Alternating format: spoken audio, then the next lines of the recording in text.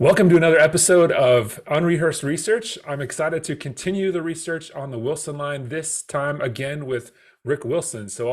Hi, Rick. I'll turn it over to you to give us the intro to what we'll be doing today. Great. Thank you, Richard, for having me back on. I think one of the tasks that we had talked about doing today is seeing if we can find out the maiden name of Sarah, who married one of your ancestors, Hugh Wilson. And so one of the tasks that I think we want to do today is go into your DNA matches and see if we can identify a genetic cluster that that has shared matches that descend or have in common Hugh and Sarah Willson. And the idea of finding that genetic network would be to see if we can find any subclusters within that might be more related on Sarah's side rather than Hugh's side. And that will give us information and data for us to go outside of DNA and do research on those subclusters, seeing if we can somehow connect that into your respective lines there. Okay. Yeah, that sounds great. Well, I'll share my screen and then you tell us where to go. I've not really been in your father's DNA match as much. I know you and I've talked about it, but the one place that what we're looking to find, tell me which child of Hugh and Sarah you descend? Leonard. Leonard.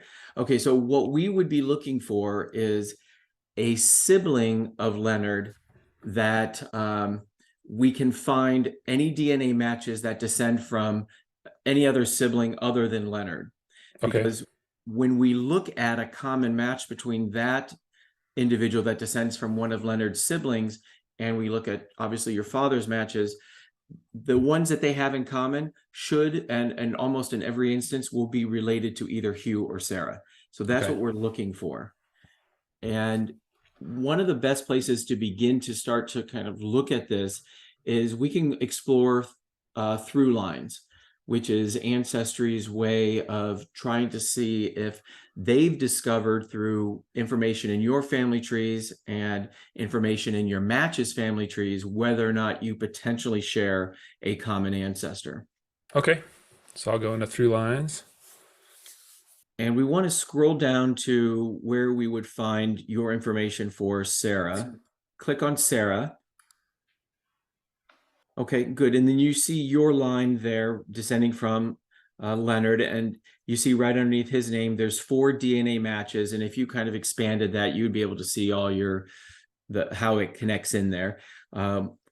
We don't need to necessarily explore those because those are going to be almost irrelevant for us for our task, because all of those people that descend from Leonard, they share more genetic lines, ancestral lines, than Sarah and Hugh. They share whichever lines married into the Leonard James Willson line further or closer to present day. And that's just going to convolute what we're going to be looking.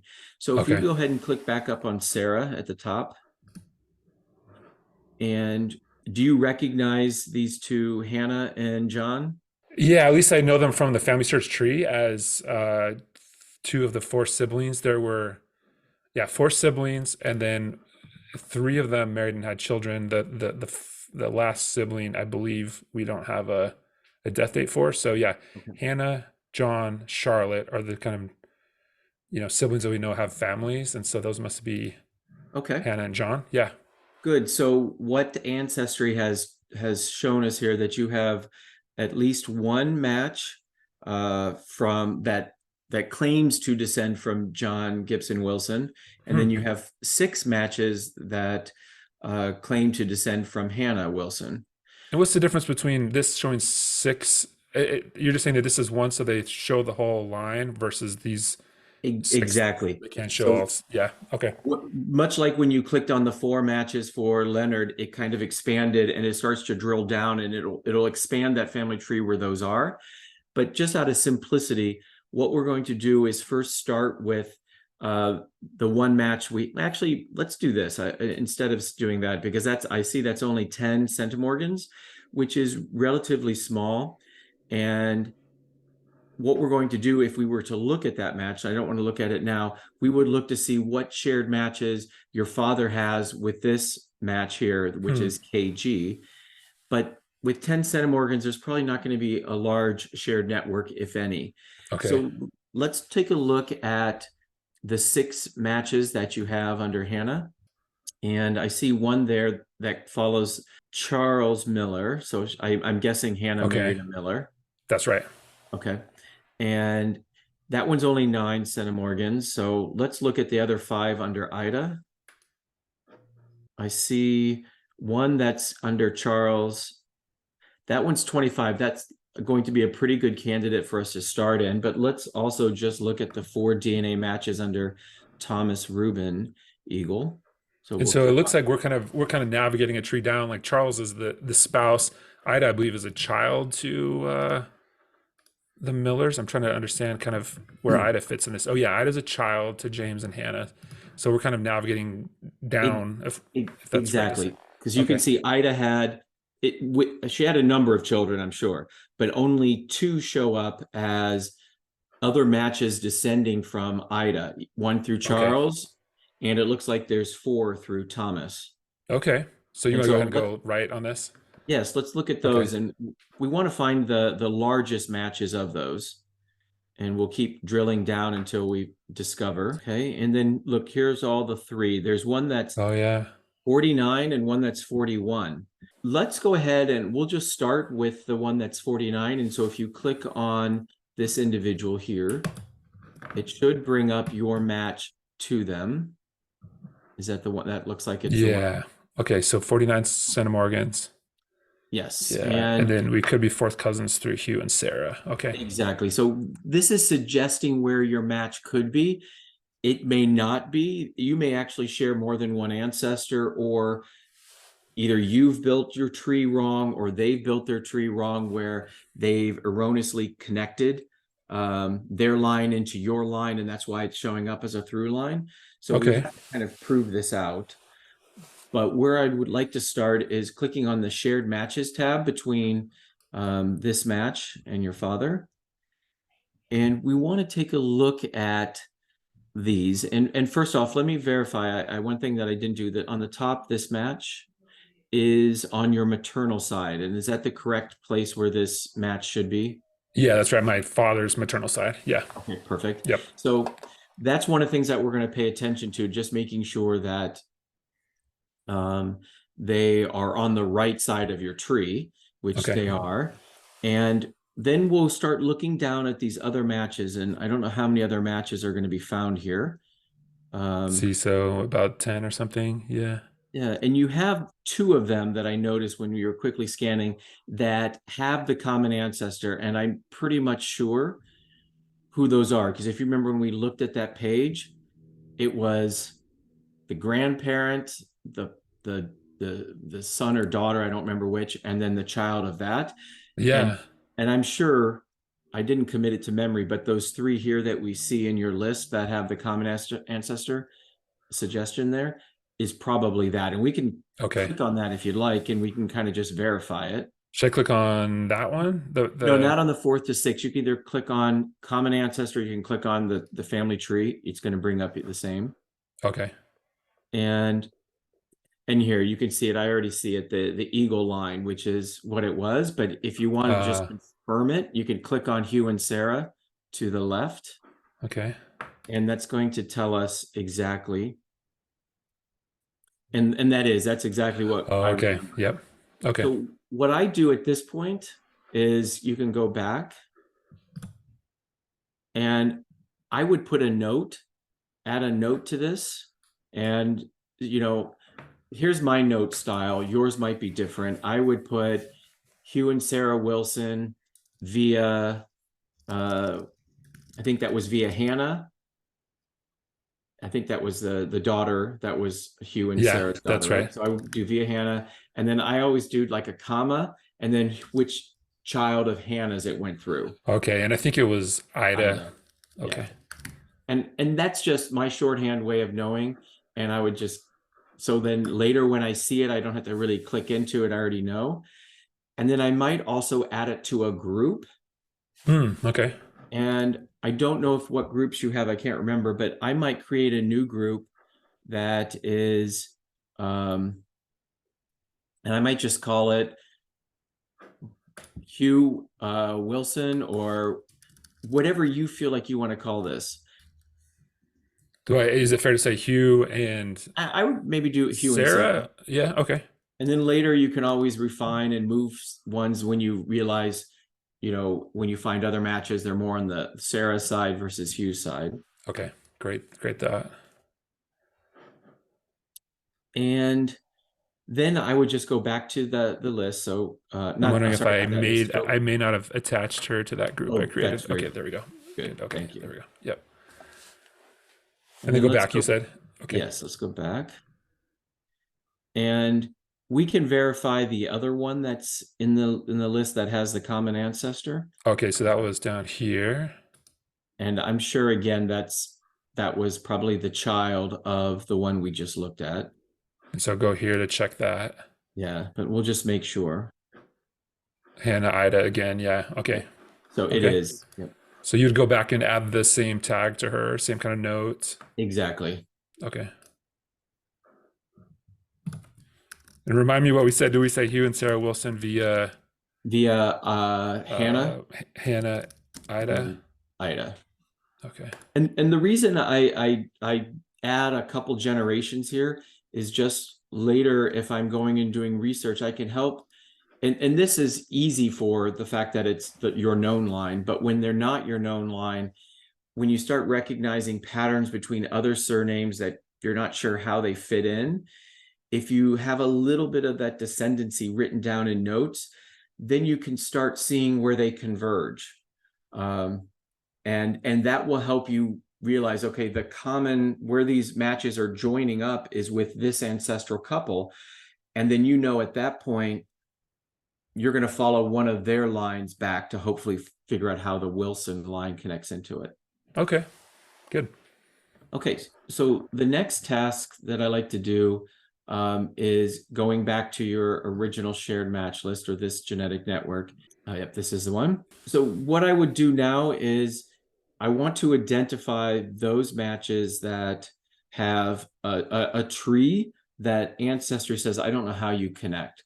And all of the other matches either have no tree, which is going to be very difficult unless you recognize any of the names. Now, granted, right now they're privatized with just the initials, but if you could see them, you might look to the ones that have no trees, see if you recognize any of those names, and if you can somehow connect them into your family tree. That's an exercise that takes a little bit more effort. But what I'd like to focus on now is the other matches that you have in this genetic network that don't have a linked tree. They have a tree, but it's not linked to their DNA. If you scroll down, here's one under RR. So let's take a look at that. Great. RR is blue, so I know it's male. This match is a male. And so when we look at the family tree, click on the one that's down below, that's public. The tree here that I'm seeing looks like it's for maybe whoever is managing the kit rather than who the kit is actually for. And I bet if you click on the spouse, and I would click on, see the spouse right down there, the RR. Let's see.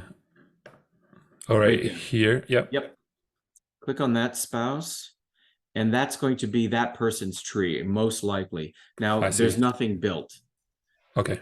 But perhaps with some of the tree information that you see here, you might be able to look for the obituary for this individual, or use the person who's managing the kit to look at some of the records in their family tree to build out the family tree for this individual, seeing if you can figure out if this person's ancestors are somehow connected into your Willson line, which in many ways I like to know that, because it's like, okay, I know where they fit into my tree, but sometimes I like to not know where they fit, because you might be identifying a subcluster that is actually related to Sarah's line.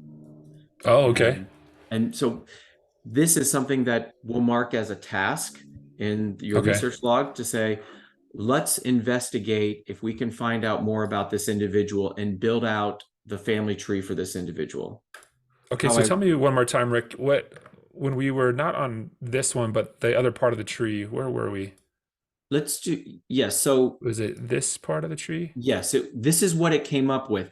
And if you remember that this kit was labeled RR and it Yeah. was managed by somebody else. It was it managed by VR? Yes. Okay. So if you want to go all the way back, we'll start from the thought process of where my mind was going. Sometimes I jump so far ahead. So you see here Oh, it okay. So says, RR managed by VR. Yeah. right, and it's an Okay. unlinked tree. So I Okay. clicked on So we that, clicked that, ended up here. and you could see how it opened up for VR, or what I'm guessing is VR. And I'm assuming that because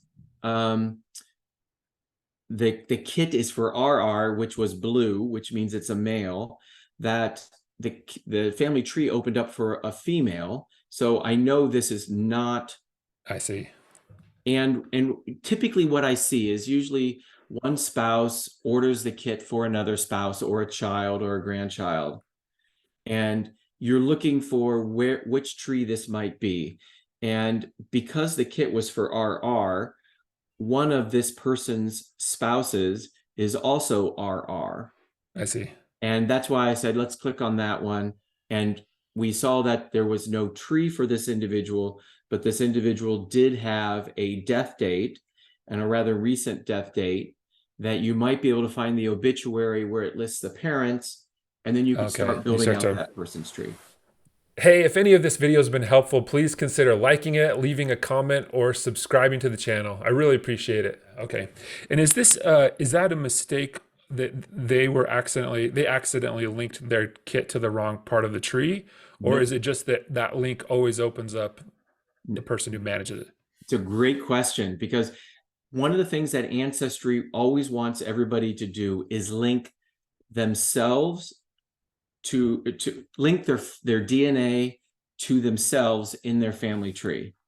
Now, what VR did is actually had RR take the kit, but never linked their DNA to where they exist in their family tree. I So see. Okay. Ancestry is just saying it's not linked, but this person, VR, does have a family tree that is public but not linked. Ah, okay. So if And it did link incorrectly, it would still say linked tree, and we wouldn't know that it was the wrong linking. But when it's unlinked, entirely unlinked, then it says unlinked tree. that's right. Okay. And if Yep. it says no tree, then this person actually, this on the account, either has, typically it's no tree. They literally have no tree on there. Or sometimes it might be a private tree that is unsearchable. So there are no trees really to be seen. Okay. But Very helpful. Yeah. I would rather have an unlinked tree, obviously, than no tree. Yeah. Yeah, It that's gives right. And then you us. can figure out where it goes.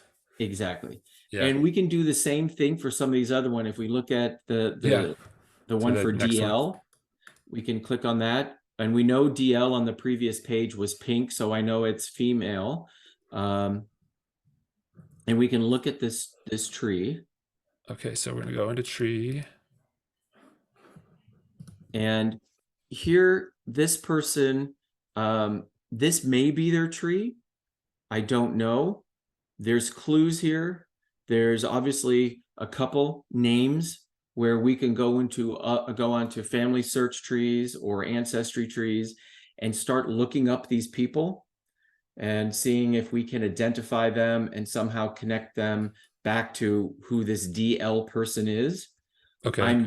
I'm guessing that um, maybe the father of this person maybe has a surname of L, or their married name might be with L. So those are things that I'm kind of keeping in mind.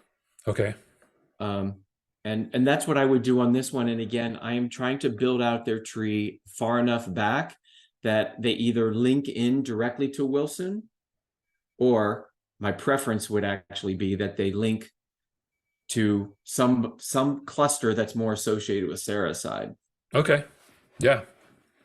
And so what I would be doing here ultimately is, when I start building out family trees, I would concentrate on I think Sarah was born in Canada, if I remember correctly, right? Yep. So I would be looking for probably ancestral lines for when I start to build out these trees that are have ancestors themselves that either lived in Canada, and I know Hugh came from New York, so perhaps they might have also come from New York and then moved to Canada, where maybe that's how Hugh met his wife.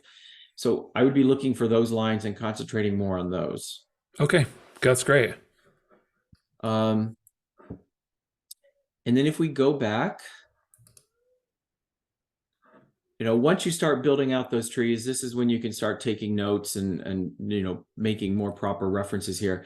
But I think for the most part, I don't know how much time you want to spend here, looking at the other 2 or 3 matches that had unlinked trees, but those would be the same type of activities that we Okay, would. same pattern there to build the tree out as much as I can. And I guess there's no way for me to tell Ancestry for on my side who I think this is linked to. You You keep can. that in your head, or So if you find out that this kit somehow is a descendant of, let's say it was another descendant of Hannah Wilson or John Gibson Wilson, if you build out your tree far enough down for John Gibson's line and Hannah's line down to where it reaches the wherever they have and they stopped in their tree, let's say it's their parent or grandparent, but you go down and meet them, Ancestry might pick it up, but it will only pick it up if their DNA is linked to their family tree. okay, And in this case, it's not, so it will never pick it up. One thing that we can do now, we've kind of looked at this one, and I would say spend some time building out this genetic network. There's some other matches here that have unlinked trees, and maybe some of the other ones that have no trees. You can contact them okay. and say, hey, can you share anything with me, so that maybe you find, even if they don't know anything, like beyond their parents or grandparents, whatever they feel comfortable, because you can build out their tree for them. And I And don't know if that's my main network, right? Because this is my number one match, 49 centimorgans, from that side, I guess, or that line. And these are the ones descending from there that are shared matches. yes. And the one thing that, and I can't remember whether I stated this in the beginning, the one thing that I like about at least this genetic network, it has some other individuals that descend from Hugh and Sarah, except that you know, the um, they're the parent or child of this match. So it's not the strongest genetic network that I've seen yet, but we don't know anything. So this is one that we're going to think about and try to build up and see if we can increase our confidence that this is on the right side of the tree or the correct side of the tree, and that everybody else also either, I would love to see one more match in here or 2 more matches that descend from Hugh and Sarah through maybe one of their other child lines. Okay. That would provide confidence. But what I would suggest also is we can go back to ThruLines and look at some of the other matches from the other lines and see what we see there. They're likely to have, like this one for 41. Let's just check out that one really quickly.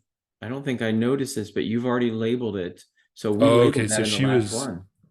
so in here she was the 41 centimorgan Yeah, JE, I think. Is that right? that's Yeah, right. JE. Okay. And so I didn't even pick up on that. So if we go back into your ThruLines again, that actually provides me a little bit more confidence for what I'm seeing, because you're seeing it through a couple different lines. I mean, they're still rather recent, which I would rather see something coming down from John or even your own line showing up in this. So there were 4 matches in this line, if I remember. So if we go back up and let's click on Hannah again up on near the top. And let's, there was the 5 there. I don't remember the 5th one. Let's click on that. And let's click on the 25 one there, because we explored all of those 4 that are associated with Thomas. Oh, and she's labeled too. Oh, and she's labeled too. So it looks like we are certainly on the right line. at least up to the point where all of these converge. So if you go back to the through lines, one of the things that I'm kind of noticing here is, actually this one was part of the same cluster. So whatever is in the cluster, some of the other matches that were under Thomas, Reuben, Eagle didn't show up in the cluster. And if we go back and drill down, I'm sure I just didn't pay attention to it.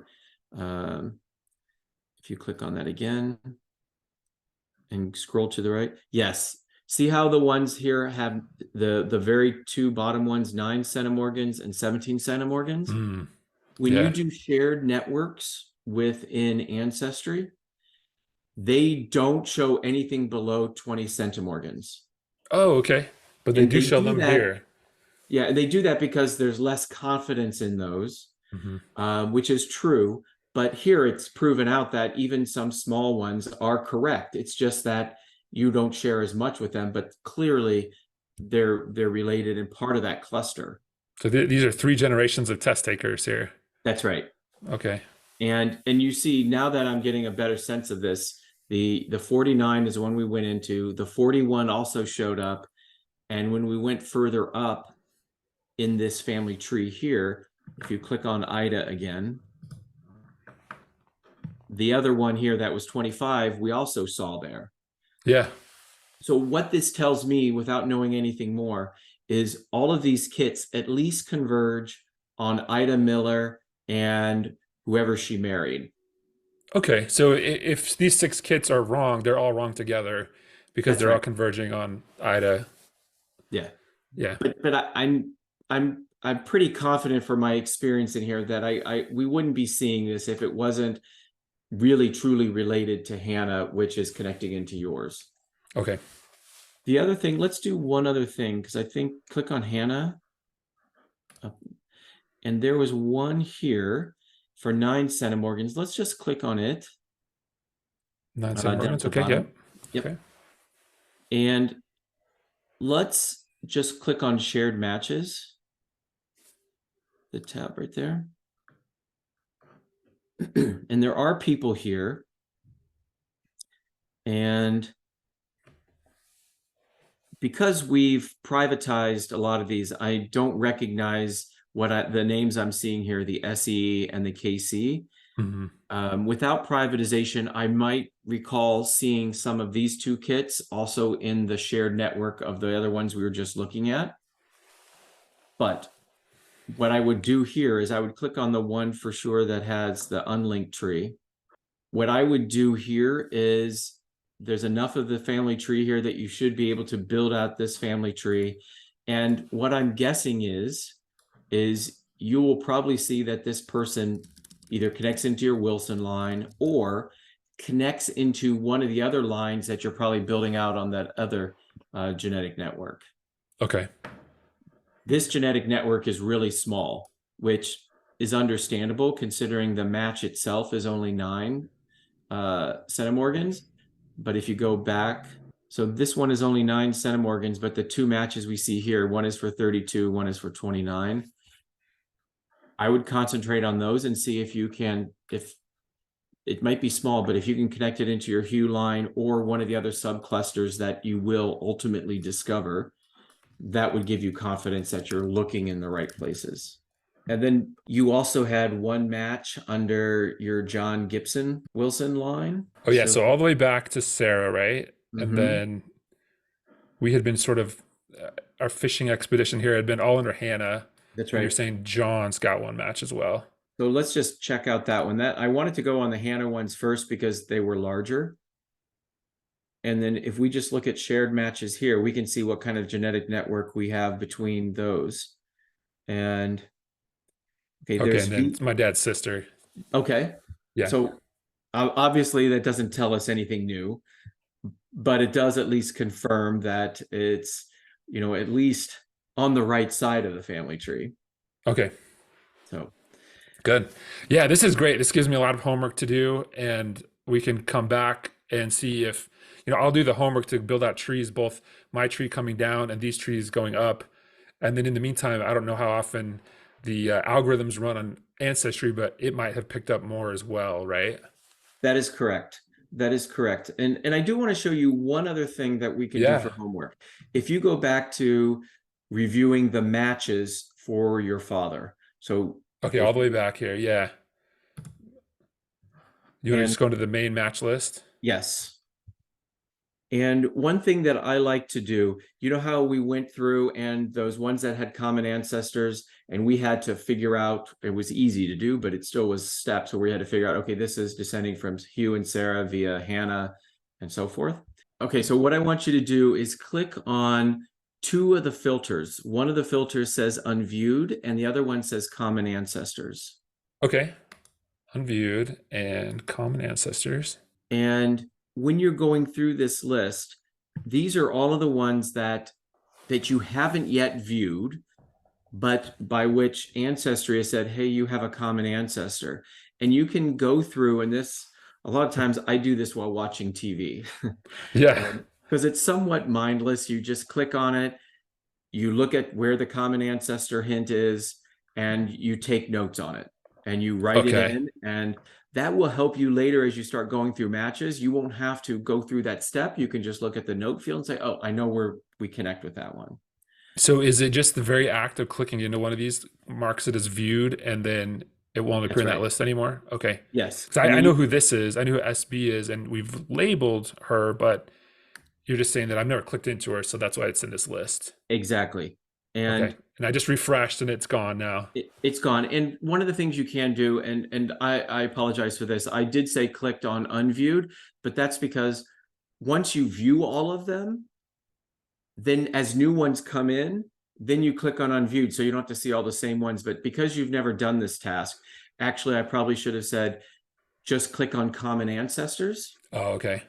And then, that person shows up again because it's, even though it's viewed, you will go through every single one of them and there will be a lot and you fill it out.